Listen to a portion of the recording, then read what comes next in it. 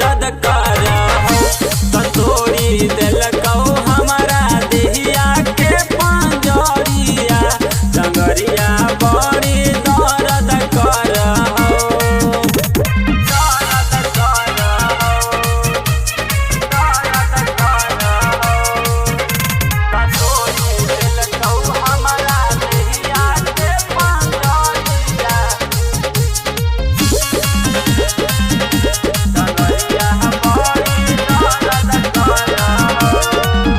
writer विवेक बिहारी लैल कौ छौड़ी टांग के भई बा मरल कौ हमारा गछिया में बांध के राइटर विवेक बिहारी लैल कौ छौड़ी टांग के भई बा मरल कौ हमारा गछिया में बांध के